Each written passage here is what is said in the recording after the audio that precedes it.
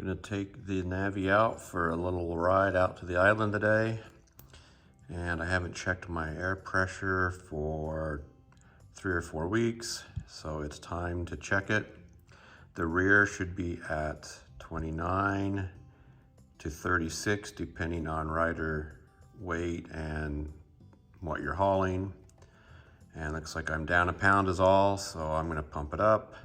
I really love this little air compressor. You set it to what you want. I've set it to 29. I'll push the power button and it'll pump it till it hits 29 and it's done.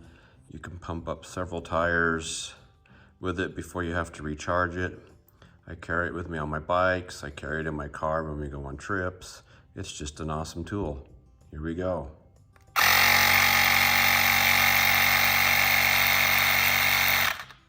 Okay, that one's done. Now I'll go to the front.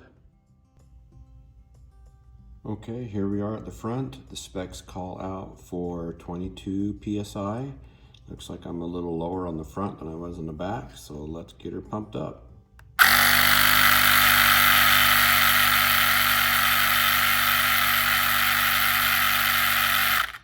And she's done. It is now safe to ride.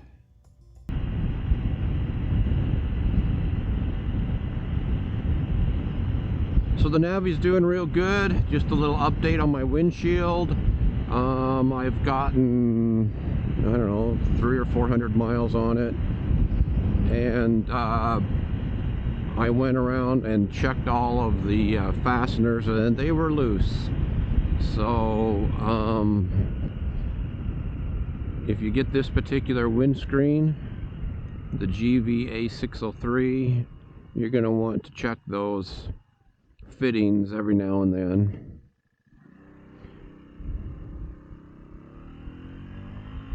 But that's just pretty standard practice for anything, honestly.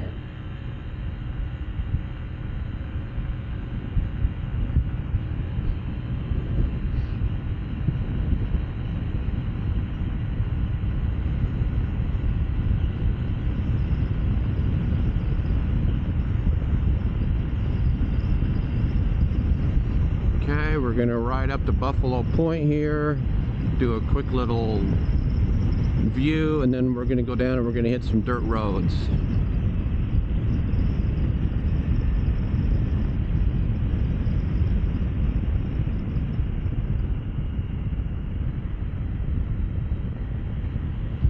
Kind of checking out the tar snakes this morning, seeing how the Navi does on them still. It's actually done quite well on them in the past.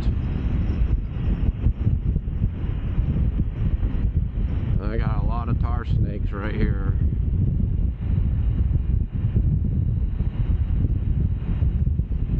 But I don't slip and slide.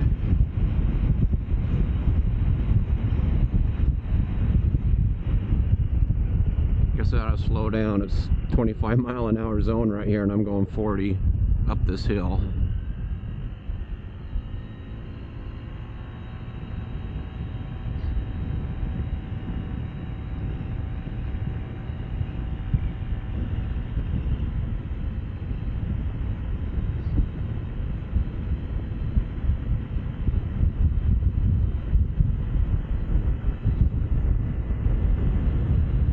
Nice views today.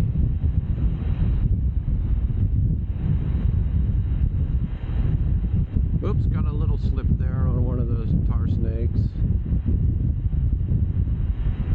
Not too bad though. And here we are at Buffalo Point.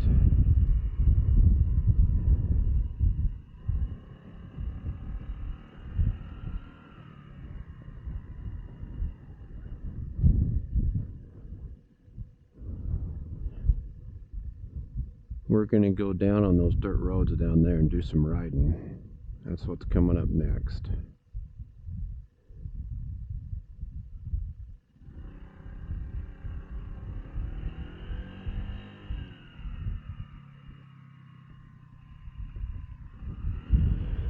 So just another shout out about the windscreen. I came out here again today, obviously, because I'm out here now, which would make total sense.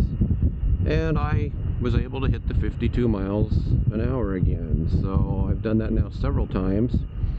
So I am definitely confident that it's the windscreen that has helped me cut down the drag.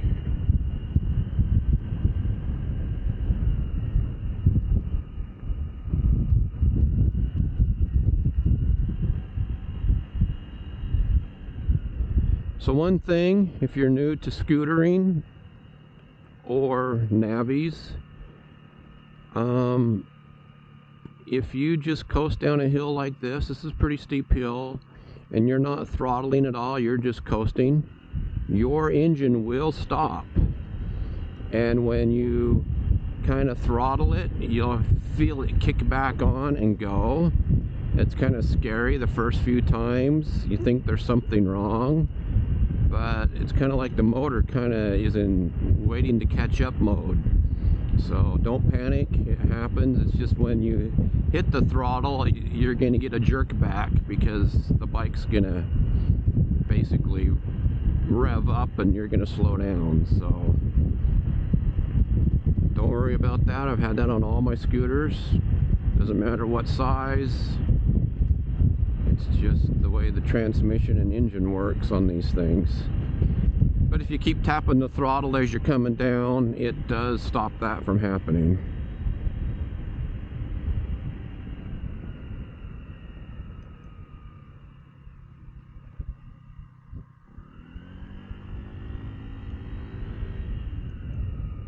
This is some campground area over here, and they have dirt roads all along the way.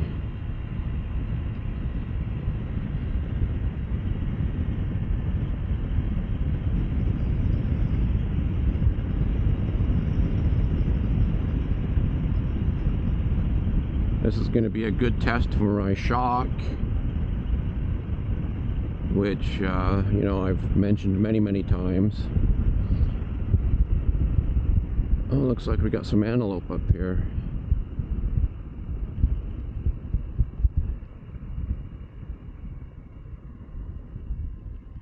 I'll get back to the shock here in just a minute. Alright, here we are.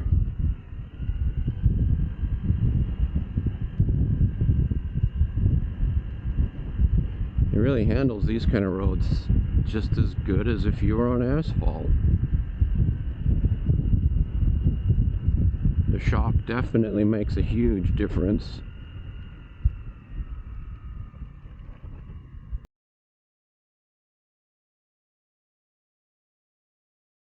Don't want to scare our little friends here.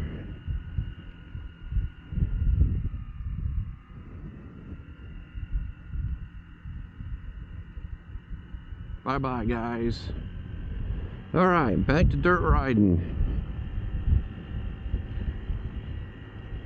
So yeah, it does very well. This road here has got some bumps, but it doesn't have the washboardiness. I'll go down on one of the lower ones so you can see how that is. I didn't film the dirt riding last time.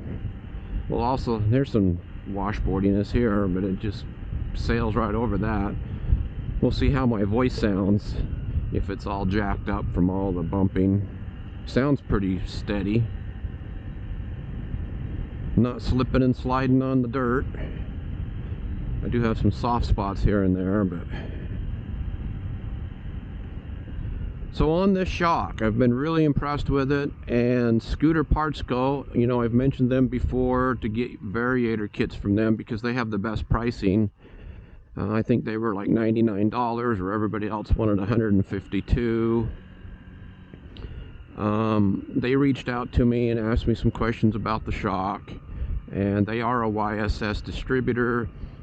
And after chatting a little bit, they brought in the 280 millimeter one, like what I have, and they're going to see how that goes. But if you want to buy this shock, I encourage you to try them out at scooterpartsgo.com.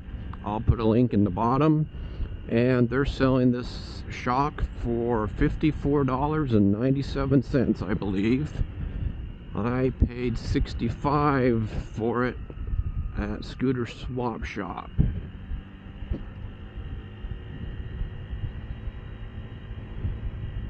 So happy to give them a plug. They've been really great to work with. I've bought lots of things from them over the years. They mentioned some other things they're looking at bringing in for the Navi. So as I hear more, I'll share more.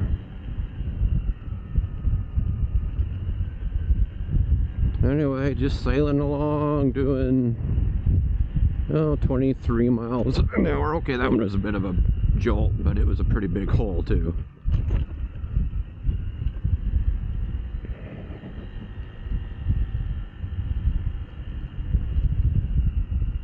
So yeah, here we are, riding the roads.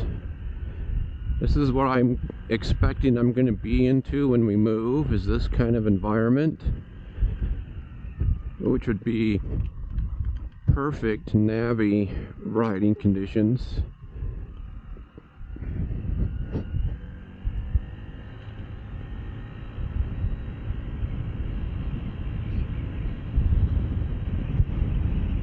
I believe the ones all the way down are really washboardy, and we'll go down and take a look at those.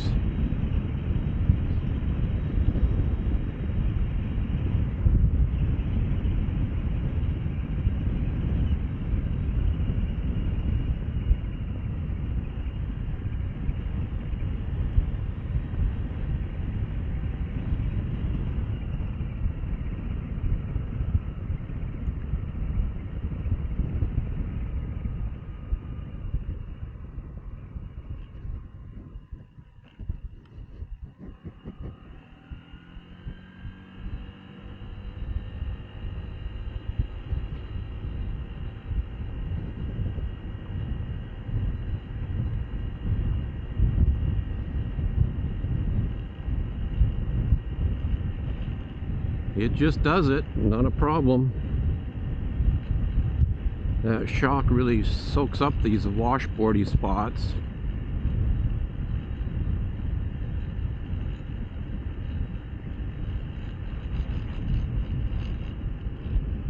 Doing 25 miles an hour right here.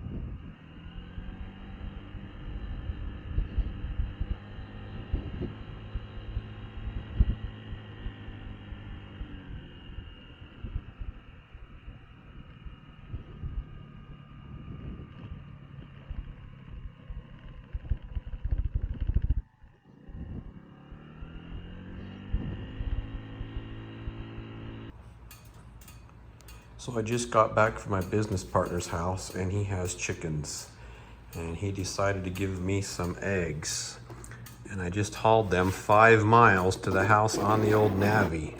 Let's see how well we did.